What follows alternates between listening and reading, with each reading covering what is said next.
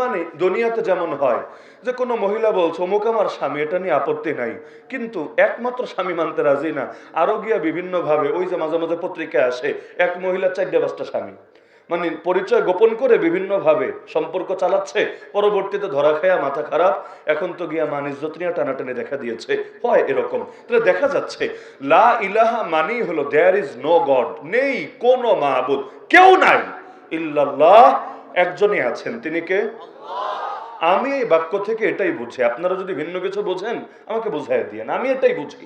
যে ব্যক্তি বলল লা ইলাহা ইল্লাল্লাহ, সে তার এই কথার দ্বারা এটাই ঘোষণা দিল, আমার নামাজের রব যিনি, আমার রাজনীতির রব তিনি, আমার যাকাতের রব যিনি, আমার অর্থনীতির রব তিনি, আমার হজের রব যিনি, আমার পার্লামেন্টের রব তিনি, আমার যাকাতের রব যিনি, আমার সংবিধানের রব তিনি, আমার কোরবানির রব যিনি, আমার কোর্ট কাচারির রব তিনি, আমার ব্যক্তিগত ইবাদত বন্দেগীর রব যিনি, আমার রাষ্ট্র পরিচালনা থেকে শুরু করে সভ্যতা সংস্কৃতি প্রতিটা সেক্টরের রব একমাত্র তিনি। জীবনের সব ক্ষেত্রে যে আল্লাহর একত্বে বিশ্বাসী হতে পারে তাকে ঈমানদার বলে। আর যে আল্লাহরে মানে কিন্তু বহুত্বের সাথে সঙ্গে আর অনেকের মিলিয়ে ফেলে, সে যদি লা ইলাহা ইল্লাল্লাহ বলতে বলতে মুখে ফেনা তুলে ফেলে, তবুও তাকে ঈমানদার বললে ঈমান শব্দের অপমান হবে। আমি তো এটাই বুঝি, আপনারা কি ভিন্ন কিছু বুঝেন?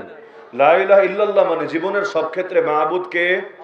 মসজিদেও আমার মাবুদ আল্লাহ, মাদ্রাসায় আমার মাবুদ আল্লাহ, মাহফিলও আমার মাবুদ আল্লাহ, খানকাহও আমার মাবুদ আল্লাহ, মার্কাজও আমার মাবুদ আল্লাহ, তাবলীগও আমার মাবুদ আল্লাহ, রাজনীতিতেও আমার মাবুদ আল্লাহ, অর্থনীতিতেও আমার মাবুদ আল্লাহ, বিচারাচারেও আমার মাবুদ আল্লাহ, সংস্কৃতিতেও আমার মাবুদ আল্লাহ, সভ্যতায়ও আমার মাবুদ আল্লাহ, ব্যাংকিংও আমার মাবুদ আল্লাহ, পার্লামেন্টে আমার মাবুদ আল্লাহ।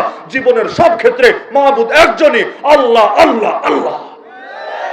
কারণ যখন জন্মেছিলাম এটাই শুনিয়ে দেওয়া হয়েছিল আল্লাহু আকবার, ডান কানে বাম কানে উভয় কানে, নেত্রকোনায় তো উভয় কানে শোনায় নাকি? আল্লাহু আকবার মানে কি?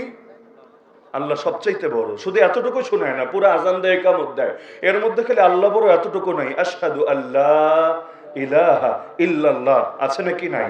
এক আল্লাহ ছাড়া দ্বিতীয় কোনো মাবুদ নাই। যখন মরবেন তখনও কিন্তু আপনাকে শুয়ে দিয়ে সে আল্লাহু আকবার একই কথা আবারও রিপিট হবে, আল্লাহু আকবার আল্লাহু আকবার আল্লাহু আকবার আল্লাহু আকবার, 4-4 বার বলা হবে। এমনকি মজার বিষয়, আজান ইকামত হয়ে গেছে, নামাজটা খালি বাকি আছে। জানাজার নামাজে আজান দেয় নাকি নেত্রকোনায়? ইকামত দেয় না? আমি জিজ্ঞাসা করি, কষ্ট নিয়েন না, আমি যেহেতু মনে হয় সবচাইতে কম আসে নেত্রকোনায়, এজন্য প্রশ্নটা একটু ক্লিয়ারের জন্য। এজন্য কম আসি না যে আপনাদের সাথে দুশ্মনী আছে, না, মহাব্বত আলহামদুলিল্লাহ অনেক আছে, আপনাদের সাথেও আছে, বালিশ মিষ্টির সাথেও আছে, আসলে নিয়ে যাওয়ার চেষ্টা করি ফ্যামিলির জন্য। তো মহাব্বতে ঘাটতি নেই আলহামদুলিল্লাহ, কিন্তু আমার জন্য দূরত্ব অনেক বেশি, তো এজন্য জানাশোনা একটু কম থাকতে পারে, এজন্য জিজ্ঞাসা করে করে ক্লিয়ার হয়ে নিচ্ছি। এজন্য জিজ্ঞাসা করলে মন খারাপ করেন না, হুজুর কি জানে না নাকি? না, আপনাদেরটা শুনতে পারছি, সবক তো উভয় পক্ষ থেকে আলোচনা হলে দিলে ভালো বসবে ইনশাআল্লাহ। হ্যাঁ, তো যে প্রসঙ্গে বলছিলাম যে এই যে আলহামদুলিল্লাহ রাব্বিল আলামিন বললাম, তাহলে জীবনের সব ক্ষেত্রে রব কাকে মানলাম? কারণ সেই রুহের জগত রবের ঘোষণা, আলাস্তু বিরাব্বিকুম, আমি কি তোদের রব না? ক্বালু বালা, আমরা বলেছিলাম অবশ্যই আপনি আমাদের রব, দ্বিতীয় কেউ রব হতে পারে না। কবরে রাখার পর প্রথম প্রশ্ন কি?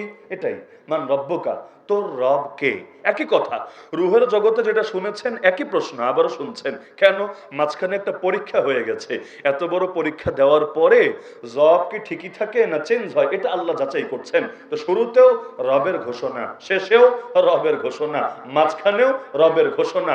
মাঝখানে পার্থক্য, জন্মেছি, আজানও হয়ে গেছে, ইকামত হয়ে গেছে। আচ্ছা, ইকামত আর নামাজের মধ্যে ব্যবধান তো অনেক বেশি থাকে, তাই না? অনেক বেশি থাকে না? সামান্য ব্যবধান। ইকামতের পরে তো আর তেমন কিছু হয় না। বেশি থেকে বেশি যদি কাতার বাঁকা টাকা থাকে, একটু ইমাম সাহেব কাতারটা সোজা করতে বলে, ওই এদিকে আসো, ওই এটা করো, এই এটা করো, এভাবে বলে। ওই সৌদি আরবে গেলেও দেখবেন ইকামত শেষ বলে সাওয়ু সুফুফাকুম ফাইন্না তাসওয়াতাস সুফুফি মিন ইকামাতিস সালাহ, কাতার সোজা করো। কাতার সোজা করা নামাজ কায়েমের অংশ। তবে বাঙালি আবার অ্যাডভান্স, তো সব কাজে অ্যাডভান্স মাশাআল্লাহ, শুভ কাজে দেরি করে না। সেটা নির্বাচনের ভোটাভুটি হোক, আর সেটা নামাজের জন্য মুসল্লি দাঁড় করণই হোক। নির্বাচনের ভোটাভুটি তাহাজ্জুদের টাইমে সাইরা দেয়, কারণ শুভ কাজে দেরি করতে নাই।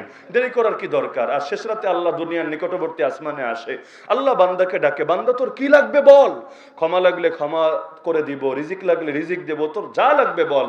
আল্লাহ শেষ রাতে ডাকে না? ডাকে। বান্দা তখন যারা মরে গেছে ওদের পক্ষ থেকে ভোট টোট দিয়ে, যারা জিন্দা আছে এনআইডি কার্ড হয়নি ওদের পক্ষ থেকেও সিল ছাপ্পর মেরে বলে আল্লাহ আপাতত আর 5টা বছরের জন্য গদি লাগবে, আর কি বা লাগবে। তো এখন দেখা যায় যে শুভ কাজ ওইখানে সম্পন্ন করে রাখে আগেই। তো একইভাবে ওই নামাজের ক্ষেত্রেও দেখবেন আমাদের অধিকাংশ জায়গায়, এখানে কি চলে আর জিজ্ঞেস করবো না, আপনারাই জানেন, অধিকাংশ জায়গায় আগেই মাইক দিয়ে দাঁড় করা দেয়, সবাই দাঁড়ান, কাতার সোজা করেন, বলে না, মোবাইল অফ করেন, তারপর টাকনোর উপরে কাপড় তোলেন, আরো যা যা করেন সব মোটামুটি একসাথে বলে ফেলে। তা আগে সবাই দাঁড়ায়, সোজা হয়, কাতার সোজা হয়, এরপর আল্লাহু আকবার ইকামত শুরু হয়। মজার বিষয় হলো ইকামত শব্দের অর্থই হলো দাঁড় করানো। ইকামত শব্দের অর্থ কি? কিয়াম মানে দাঁড়ানো। নামাজের একটা ফরজই হলো কিয়াম, যার সামর্থ্য আছে অবশ্যই দাঁড়ায় নামাজ পড়তে হবে। আর ইকামত মানে দাঁড় করানো। আচ্ছা, দাঁড় করায় কারে? এই যেমন পেছনে যে ভাইরা দাঁড়িয়ে আছে, এদেরকে আর দাঁড় করানোর কিছু আছে? এরা তো দাঁড়াই আছে। দাঁড় করানো যাবে কাকেই? যে আপনারা যারা বসে আছেন, অথবা কেউ যদি শুয়ে টুয়ে থাকে, এদেরকে না দাঁড় করানো যাবে। দাঁড়ানো লোকরে আবার দাঁড় করায় কিভাবে? তো ইকামত মূলত দেওয়াই হয় বসা লোকগুলারে দাঁড় করানোর জন্য, কারণ একটু পর আল্লাহু আকবার বলে নামাজ শুরু হবে। এখন বাংলাদেশে আগেই দাঁড় করায় রাখে, পরে আর ইকামত দেওয়ার তাৎপর্যটা আর কতটুকু থাকে? মানে যেই কাজ ইকামতের ওই কাজ আগেই করে রাখে। যদিও এটাকে সুন্নাত দাবি করার সুযোগ নাই, তবে বেদাত বলবো না, তবে সুন্নার ব্যতিক্রম আমি অবশ্যই বলবো। সুন্নাত হলে এটা ইকামত হবে, ইকামত শুনে মানুষ দাঁড়ায় যাবে। ইকামতের কাজই এইটা, ইকামতের কাজই এইটা, বসা লোকগুলোর দাঁড় করানো। তবে আমরা ওই যে বলেছি শুভ কাজে দেরি করি না, তো এজন্য একটা অ্যাডভান্স আছে, এক ধাপ আগবের এই কাজ করি, ভালোই লাগে আমার কাছে। 6 আগস্ট লং মার্চের ঘোষণা দেওয়া হলো, 5 আগস্টে শুভ কাজ সম্পন্ন হয়ে গেল আলহামদুলিল্লাহ। আজকে রাত 9টার সময় ধানমন্ডি 32 নম্বরে বুলডোজার অভিযান চালানোর ঘোষণা দেওয়া হলো, রাত 8টার সময় কাজ হয়ে গেল আলহামদুলিল্লাহ। মানে মোটামুটি সব জায়গায় একটা অ্যাডভান্স আমরা থাকি। তো বলছিলাম আলহামদুলিল্লাহ রাব্বিল আলামিন, এই বাক্য তার মুখেই মানায় যে একমাত্র আল্লাহর সার্বভৌম ক্ষমতার ঘোষণা দেয়। জাতি হিসাবে আমাদের জন্য চরম দুঃখ, ব্যর্থতা, লজ্জার, গ্লানির বিষয়। এটা ভাইবেন না কিয়ামতের দিন আল্লাহ কাউকে ধরবে না, অবশ্যই ধরবে। কারণ নবী বলেছে অন্যায় দেখলে 1 নম্বর কাজ হাত দিয়ে প্রতিরোধ করা, না পারলে মুখ দিয়ে প্রতিবাদ করা। তা হাত তো এই জাতি যদি 90% মুসলমান থাকে, তাহলে শক্তি ব্যবহার করতে পারবে না কোন দুঃখে? সংবিধান মানেই হলো সরকারের সঙ্গে জনগণের লিখিত চুক্তি। তো জনগণ যা চাইবে সংবিধানে তাই থাকবে, এটাই তো যুক্তির দাবি। তো এই জাতি যদি লা ইলাহা ইল্লাল্লাহ চাই, এই জাতি যদি আলহামদুলিল্লাহ রাব্বিল আলামিন চাই, তাহলে আগামী দিনে যেই সংসদে যেই সংবিধান লেখা হবে তার মধ্যেও সকল ক্ষমতার মালিক আল্লাহ, এটাও থাকা চাই। যদি থাকে ওই সংবিধান মুসলমান মানতে পারে, যদি না থাকে সংস্কারের নামে হোক আর যেই নামে হোক, ওই রকম আবার নতুন কোন কুফরি সংবিধান চাপালে যাতে সেটাকে ধরে ছিঁড়ে টুকরা টুকরা করে ডাস্টবিনে ছুঁড়ে ফেলবে। তাহলে আলহামদুলিল্লাহ রাব্বিল আলামিন থেকে মালিক ইয়াউমিদ্দিন পর্যন্ত আল্লাহর প্রশংসা করলাম। ইয়্যাকা না'বুদু ওয়া ইয়্যাকা নাস্তাঈন বলে নিজের গোলামের ঘোষণা দিলাম। ইবাদত করি একমাত্র আপনারই। কেন? কারণ আপনি যেহেতু একমাত্র রব, সুতরাং দ্বিতীয় কারো ইবাদতের কারণ নাই। তো রব হবে একজন, ইবাদত হবে বহুজনের, কোনো কারণ নাই। ইয়্যাকা না'বুদু, ইবাদত করি একমাত্র আপনার, ওয়া ইয়্যাকা নাস্তাঈন, সাহায্য চাই একমাত্র। আসলেই যদি চায় তাহলে কথাটা মানা যায়। যদি এমন হয় মাজারে গিয়ে বলে, এদিক থেকেও যায় অনেকে, আমার বাড়ি যেহেতু সিলেট শাহজালাল মাজারের পাশে, কারা যায় না যায় মোটামুটি জানা তো আছে। কেউ কেউ গিয়ে দেখা যায় সেজদায় লুটিয়ে পড়ে, আব্বা ও আব্বা একটা বাচ্চা দাও না। বিয়ে হয়ে গেছে 10 বছর 12 বছর, বাচ্চা কাচ্চা হচ্ছে না, আব্বার কাছে চাচ্ছে, আব্বা একটা বাচ্চা দাও না। ভাবটা এমন, কবরের মধ্যে প্যাকেট করা বাচ্চা আছে, ডায়াপার পরা কিউট কিউট বেবি আছে, এগুলো যদি চায় কবরের কোনা দিয়ে ফুটা কইরা বাইরে পার্সেল পাঠায় দিবে। কি আজীব এক তামাশা। এই লোক নামাজে দাঁড়ায় বলবে ইয়্যাকা না'বুদু ওয়া ইয়্যাকা নাস্তাঈন। আল্লাহর কাছে সাহায্য চাইলে আল্লাহ সাহায্য করে, কারণ ক্ষমতার মালিককে।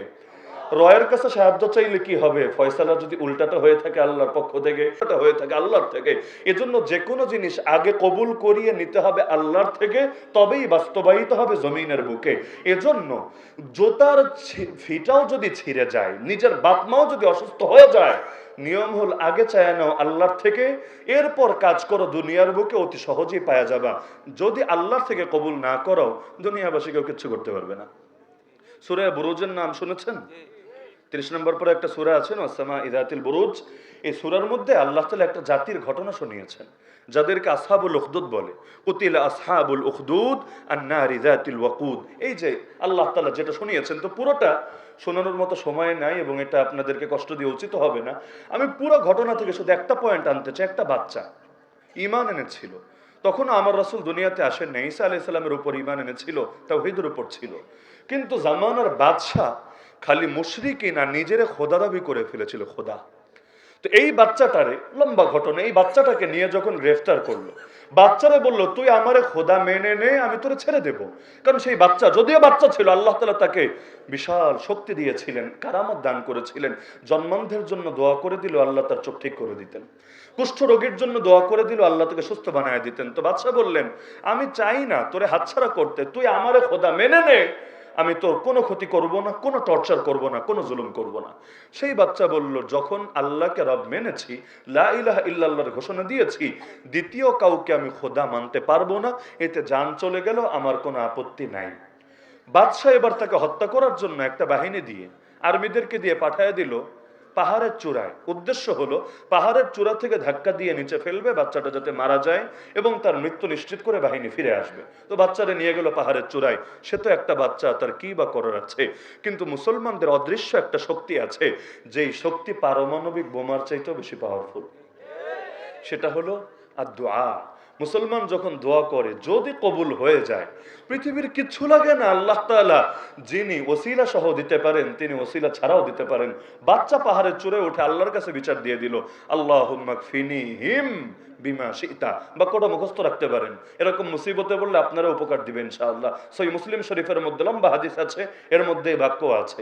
বাচ্চাটা বলল আল্লাহুম্মা কফিনিহিম বিমা শিতা, হে আল্লাহ আপনি আমার জন্য ওদের ব্যাপারে, ওদের মানে বাহিনী যারা আছে, কারণ সে তো একা বাচ্চা মানুষ, খালি হাতে কি বা করতে পারবে, এজন্য আল্লাহরে বলছে আল্লাহ আপনি আমার জন্য ওদের ব্যাপারে যেভাবে চান সেভাবে যথেষ্ট হয়ে যান।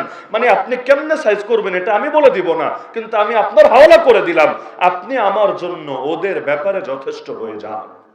আল্লাহ যদি যথেষ্ট হয়ে যায়, আর কিছু লাগে? কোরআনে সূরা জুমারে আল্লাহ নিজে প্রশ্ন ছুড়েছেন, আলাইসাল্লাহু বিকাফিন আবদা, আল্লাহকে যথেষ্ট না নিজ বান্দার জন্য? বদরের ময়দানে আল্লাহ যথেষ্ট হয়েছিলেন, মুসলমানদের কিচ্ছু ছিল না। আল্লাহ তাআলা নিজেই সেই ঘটনার দিকে ইঙ্গিত করে বলেন, ফালাম তাকতুলুহুম ওয়ালাকিন্নাল্লাহ কাতালাহুম, তোমরা মারো নাই, তোমরা মারবা কিভাবে? আল্লাহ নিজে মেরেছেন বদরের ময়দানে 70টা কাফেরকে। ওমা রামাইতা ইয রামাইতা ওয়ালাকিন্নাল্লাহ রামা। হে নবী আপনি যখন ধুলো ছুঁড়ে মেরেছিলেন, আপনি মারেন নাই। আরে এক মুঠো ধুলো ছুঁড়ে মারলেন, 1000 লোকের চোখে গিয়ে পৌঁছলো, কিভাবে সম্ভব? আসলে হাত ব্যবহার হয়েছে আপনার, কিন্তু ওয়ালাকিন্নাল্লাহ রামা, মেরেছেন আল্লাহ নিজে। তো এই বাচ্চার ক্ষেত্রে এটা হয়ে গেল আলহামদুলিল্লাহ। কারণ ইসমে আজম নাম শুনেছেন না? নাম শোনেন না জীবনে? ইসমে আজমের ফজিলত সবাই জানেন। এটা বলে যে দোয়া করবে, আল্লাহ সেই দোয়া কবুল করবেন।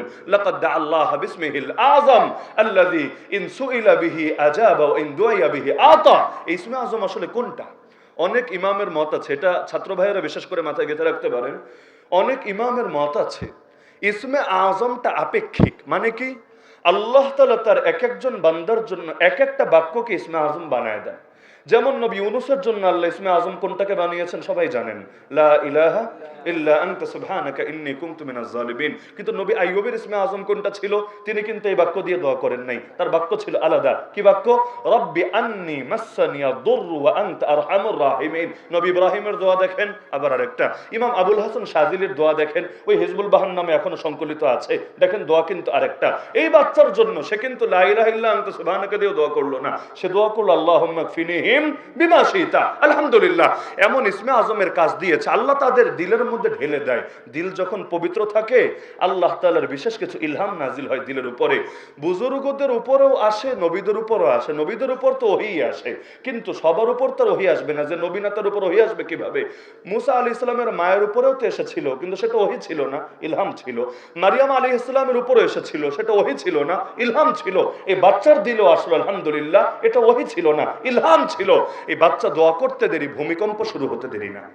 পাহাড় কাঁপতে কাঁপতে সবগুলো সেনা সদস্য পড়ে মারা গেল, সে একা ঠিকই বেঁচে রইল। চাইলে কিন্তু পালিয়ে যেতে পারতো, ঝামেলা নাই, কিন্তু পালালে নিজে বাঁচবে, কিন্তু তাকে তো জাতির ঈমান বাঁচাতে হবে। বাংলাদেশে যে আলেমরা জুলুমের শিকার হয়েছে, চাইলে পারে না বিদেশে চলে যেতে? তাদের কোনো আপনজন নাই তো, বা তাদেরকে